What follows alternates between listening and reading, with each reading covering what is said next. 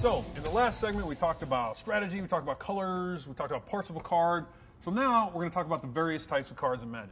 And we're going to start with the most common card of all, the land card.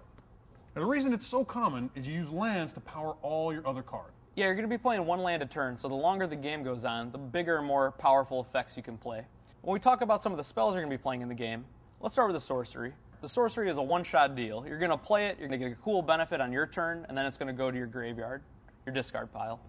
Now, even cooler than a sorcery is an instant card. Now, it's a lot like a sorcery. You pay for the cost, you do what the card says, and you discard it. But the cool thing is, instants can be played at any time. You can play them on your turn, you can play them on your opponent's turn, during Lent. Anytime you want, you play the card. While not as flexible, but still pretty cool, is the enchantment. The enchantment is kind of like a sorcery and instant in that you get a one-shot effect when it comes into play, but it's going to be persistent. Unlike the sorcery and instant, which go to the graveyard when you're done, the enchantment's going to hang around and keep giving you that effect until someone can deal with it. You know what else sticks around? Artifact cards. Artifacts represent like the cool, special magical items you might have in your possession, and they stay in play once you play them, and they have some cool effect, a lot like enchantments. But unlike enchantments, you'll notice that they're colorless. You'll notice these first cards that we show you here are blue if you have good color vision or a color monitor on your computer. Do they make black and white monitors? At my house, they do. The artifact can go in any deck. You can put it in your blue deck, your black deck, any deck you wanted. The final card we're going to talk about is the creature. The creature is the real building block of the game. They're going to comprise your army. It's going to be the way that you're going to win most games. And you can always tell a creature because they're the only card type that have the two numbers at the bottom right-hand corner. Yep, the power and the toughness. So what do you say? You want to go cooking show Let's on? do it. Cook up some spells here? Make some cards. All right. So let's pretend we're deep in the guts of a game. We have 6 land out. We've played a land every turn up to this point, so we have the ability to cast quite a bit of stuff.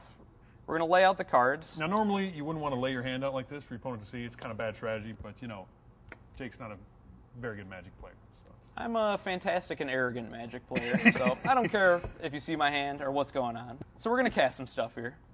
The way you cast things in this game is you're going to tap the mana and get the power out of it. You're going to get the mana out of it, which is going to allow you to make stuff. So how do you show that you're using these lands up? You're going to tap it. Tapping is if you turn something 90 degrees. When you turn it 90 degrees, it basically says that this card is done for the turn. I can't use it until next turn. So I've tapped 1. What do you want to make, Ryan? I want to make the Djinn. I want to make the big creature. And I want to make you happy, so we're going to make the Djinn. So look at the Djinn. In the upper right-hand corner, you'll see a 4 and then 2 blue mana symbols. What this means here is that it's going to take 2 blue mana to play this guy, and then 4 mana of any color. So we're going to tap 6 total. 2 blue and 4 of any color. Yep. In this case being blue. You'll notice, Ryan, that blue is a color. It is a color. Blue is a color. Awesome. In perpetuity. We tap 6 mana, and we put him into play. This is when the opponent quivers with fear. Some quivering will take place. If you're good. We're left with 1 land. So we got some options. We play our big cool creature. We can play a spell and call it a turn. So let's tap this land. And I'm going to play Sleight of Hand. Sleight of Hand's a sorcery.